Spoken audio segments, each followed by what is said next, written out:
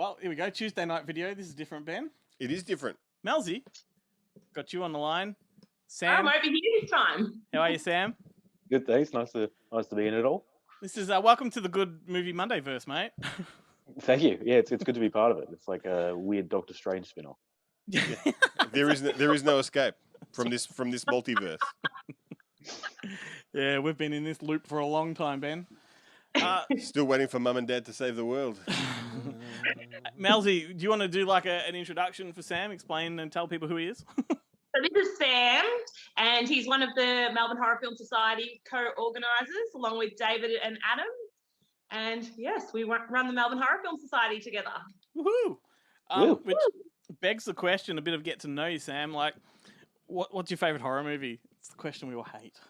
It is. I think it's Pick the question. one that no and only. likes. There can be only one. Only pick one. I mean, I kind of have to go with Nightmare, purely and simply because it's the one that got me into everything. Right, cool. And then, funnily enough, it's how I tied into the Melbourne Horror Film Society as well. We went to a convention with Robert Englund, and that's where I met David, and then we ended up in the Melbourne Horror Film Society after that. So wow, cool. But more recently, I don't know, Enter the Void, Gasp No Way stuff's getting pretty fun. Yeah, so. right.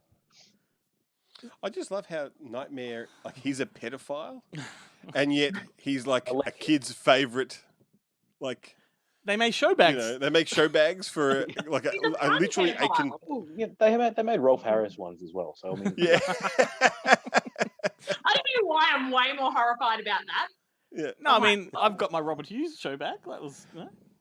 Hey, Dad. And now you like what's happening to him in prison. You just jerk off and throw your spunk at him. Yeah, it's a soggy biscuit thing. Yeah. There's way too much spunk throwing in this video. Sorry, Already? Sam. It's baptism by fire, is what I say. Far out. But I'm sure you guys play those games at the society. Oh, always. You'll have to come along next month and find out. We'll have to. It's BYO spunk, I believe. You don't provide any if the tank is dry. It should be put out there that we don't have a. It is. It's terrible, man. We don't have a plan for this video. We invited you two to come along pretty much last minute, and we don't have a plan. Do you have anything you'd like to talk about? I've got something to back us up if all else fails. No, what's going on at the Horror Film Society? What's coming up? Sam? Yeah. I'm well, down, but I'll test.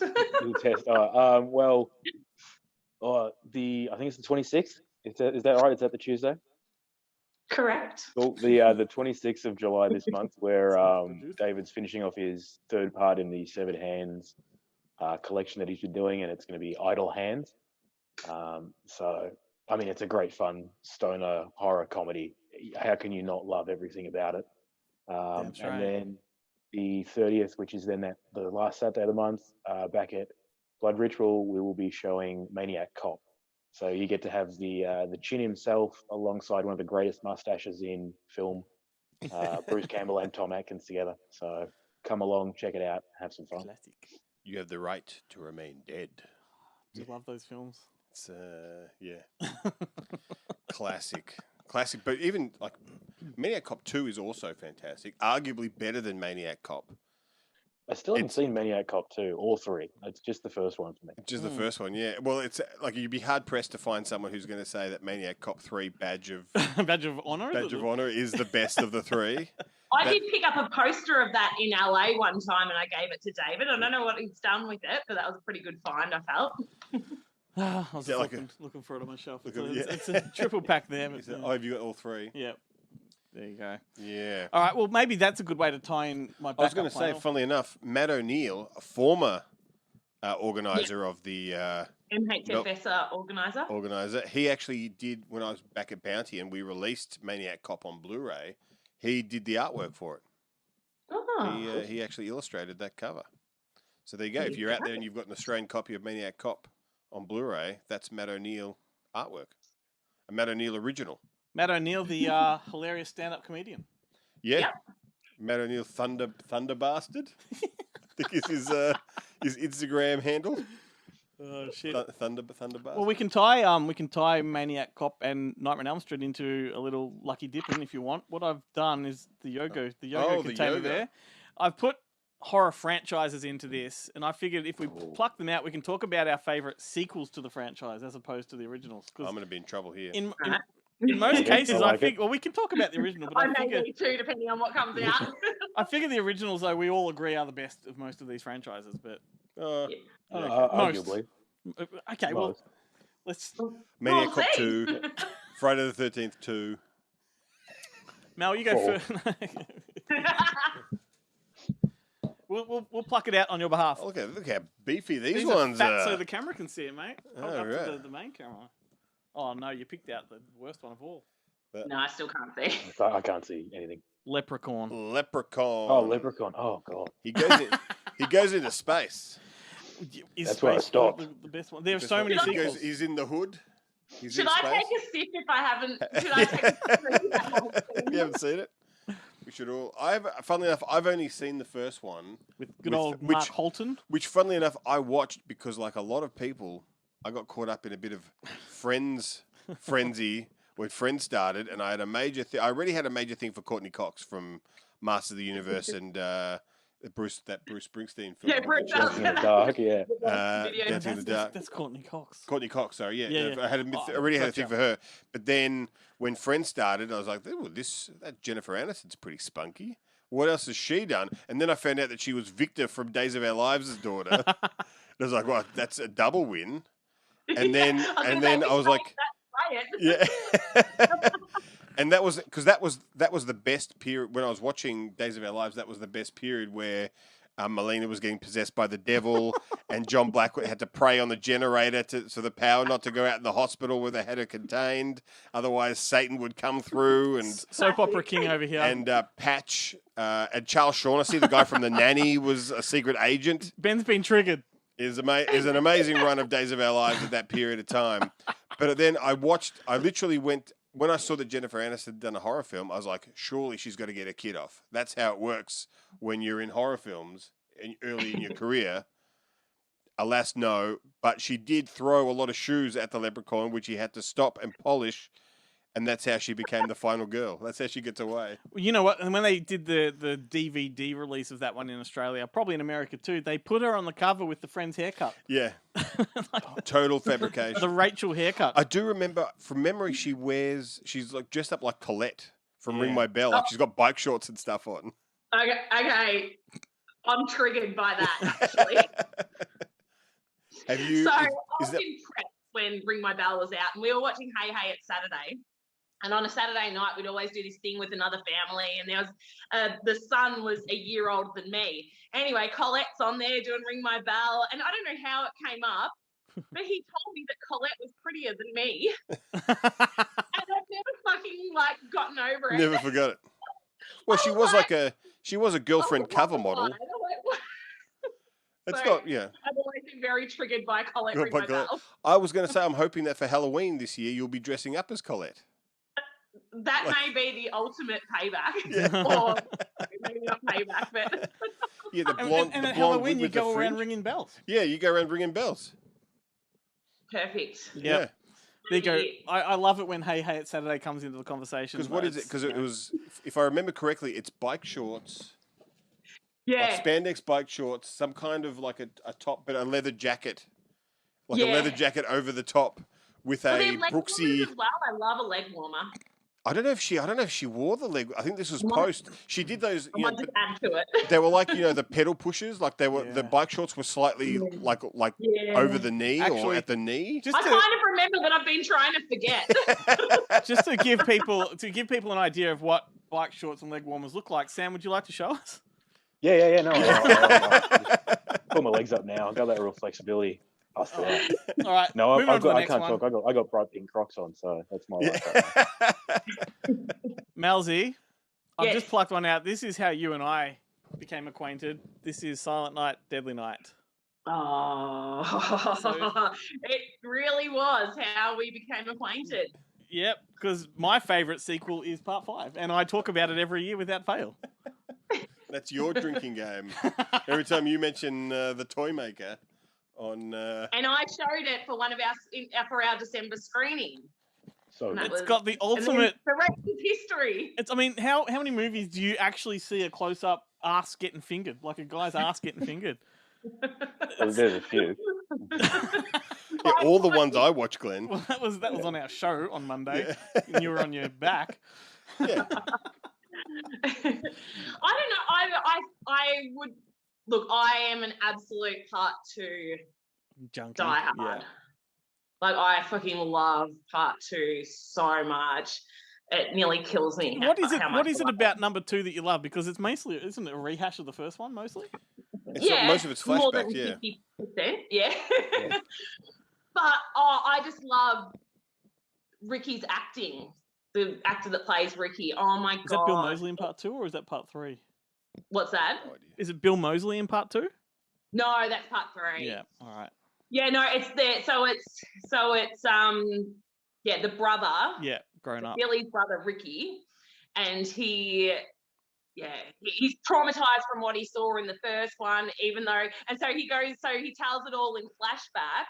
And so you get flashbacks from it's not quite a dog flashback, but there's baby flashbacks. So you get to see like the Santa on the side of the road stops the car, fucking like pulls the mum's top off like multiple times from the perspective of the baby. I was going to say all these flashbacks that he's telling, he's like dark and like everything is like a million times, like overacted, and but he's telling all these stories about things that he could never have any idea about because his brother's dead, or his whole family's dead, and he was a kid or a baby, and possibly not even there for some of them. He wasn't present for most of it. Yeah. So the story behind the story behind it, and that's what really made me fall in love with it, because the story behind it was because it came under so much fire, the first one, it got like another distribution company got hold of it, and they just got this guy that makes trailers, and they were like, okay, take this footage and recut it and make it a Part 2. But just the first movie as a Part 2. And he's like, can't really do that. But what I could do for you is if you give me like this tiny amount of money, we'll do some reshoots and then we'll repackage it that way. And that's how it was done. And so the main actor, they got him in, and he pretty much was cast because he was like really good looking. Outrageous. That's why I got you on the show, Ben. Yeah. Blatant misogyny, honestly. Yeah. So they had about like 9 days or something to make it, and so you got 2 takes for every scene, and one was just normal, and then the next one was like fucking ramp it up, and they just chose the ramp it up cut for everything. And so he went into full obscurity after it. Like no one could track him down. No one knew where he was. He didn't want to he didn't have social media. He had nothing. And it's only been in like the last 5 years that they've gotten a hold of him, and he's finally starting to see that people aren't just taking people like me actually fucking love it and think it's the best thing ever. I just think it's a real missed opportunity, speaking of dog flashbacks, that they didn't do a toy flashback for Part 3. That could have been Part 3, is like a recut of 2 and 1 from the perspective of one of the toys. Just gives me hope that this might be how Baz Luhrmann does Australia. Yeah. Just all I hope he doesn't. A kangaroo flashback. Yeah, kangaroo flashback. It's from the horse's perspective when Jack Thompson gets trampled to death. Yeah. What about the bucket's perspective getting pulled all over Hugh Jackman? All right, let's do one more, and we'll wrap it up there. You got totally triggered then, Melsy.